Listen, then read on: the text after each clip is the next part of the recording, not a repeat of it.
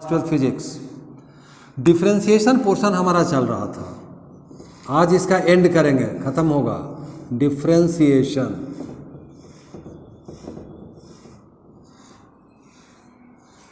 ठीक है, trigonometric function को लेते हैं। ट्रिगोनोमेट्रिक फंक्शन, ये क्या हो रहा है sir?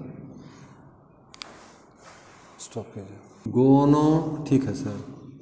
Metric function,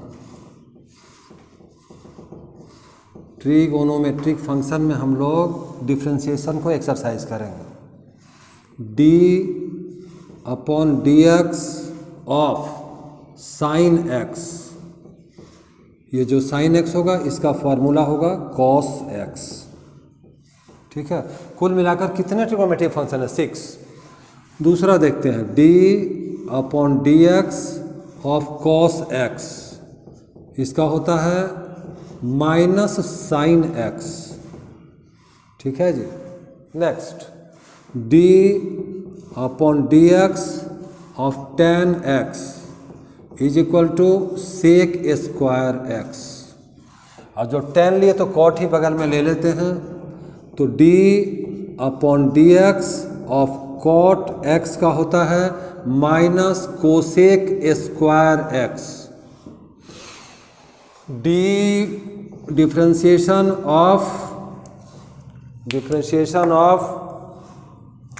D upon D X of sec X, ये हो जाएगा sec X into tan x.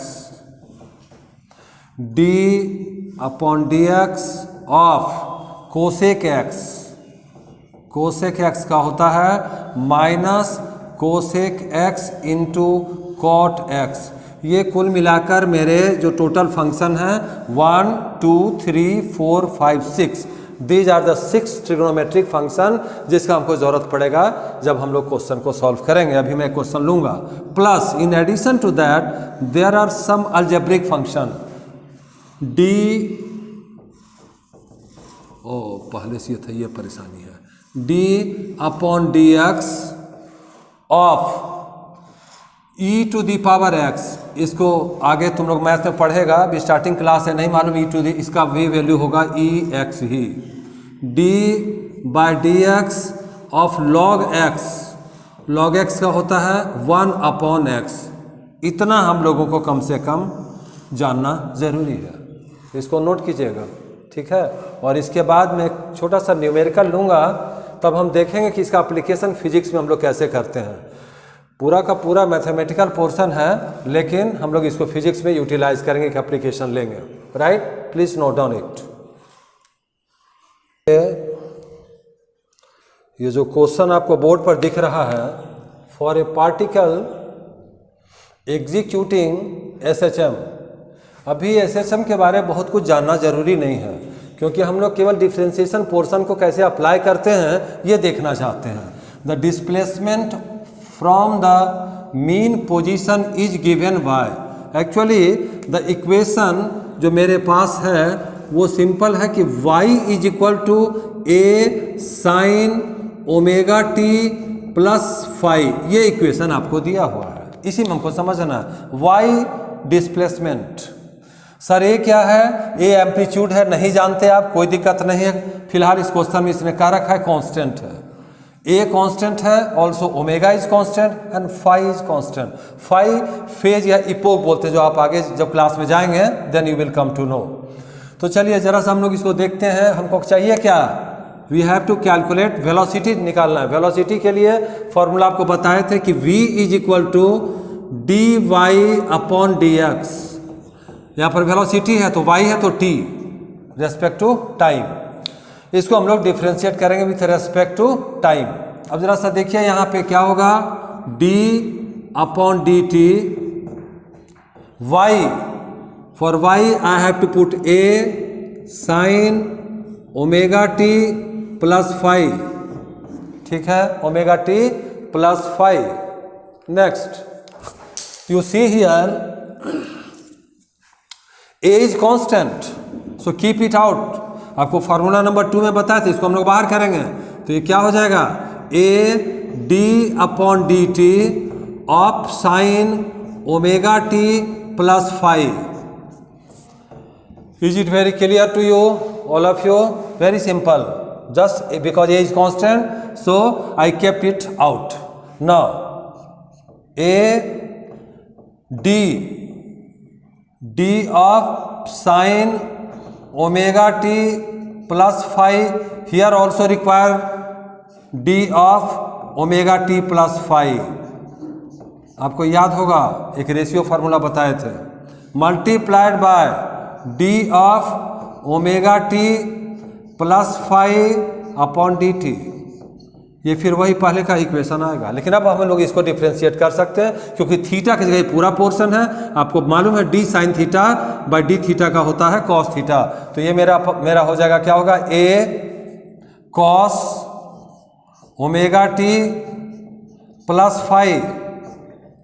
क्या हुआ, A omega T cos omega T plus five multiplied by, ये देख लीजिए दो पोर्शन में है बटा हुआ, दोनों को अलग अलग कर देते हैं, D of omega T upon D T plus D five upon D T.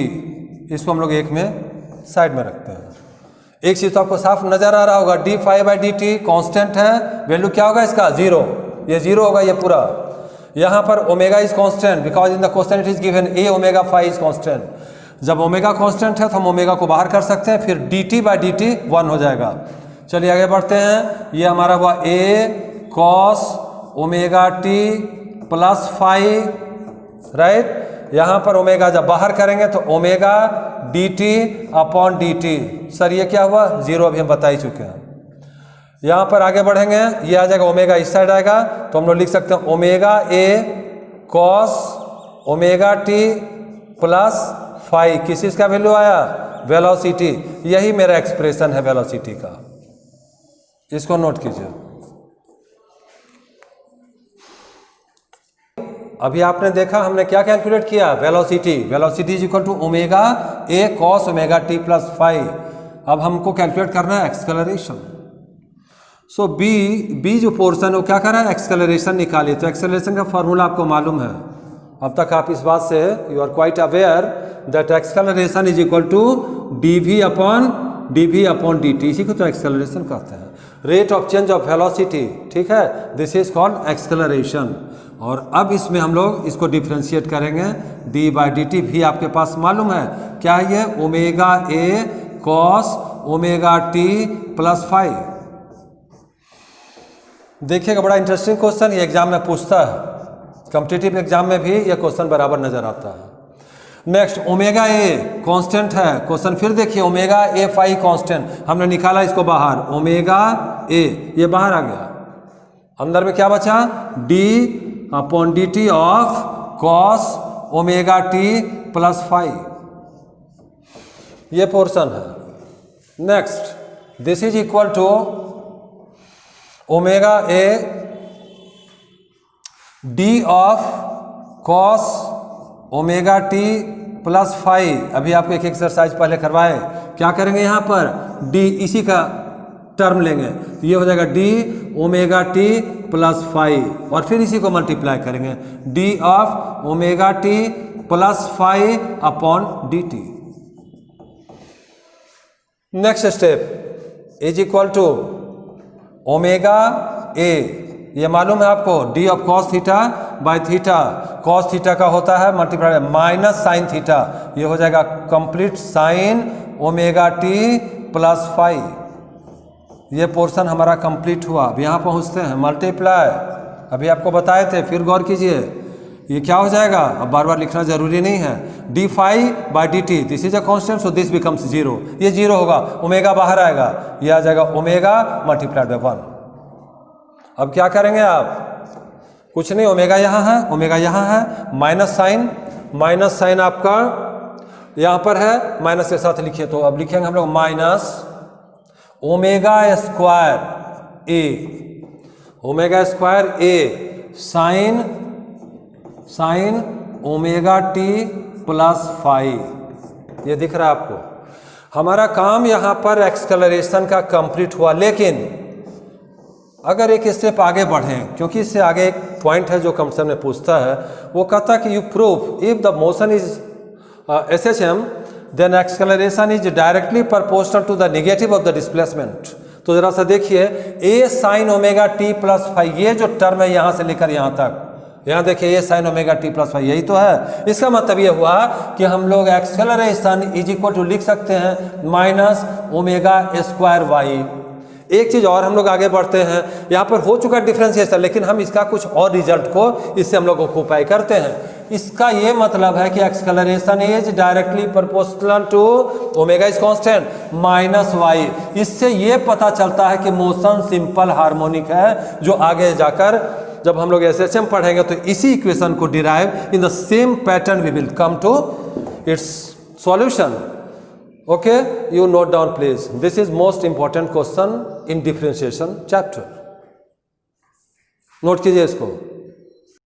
एक कंटिन्यूस सेशन आपका चल रहा है, वन बाय वन, किसी भी पोर्शन को हमने लेफ्ट आउट नहीं किया है। तो नेक्स्ट डे हम लोग करेंगे डिटेल से इंटीग्रेशन को समझेंगे। Differentiation portion is now over. Okay.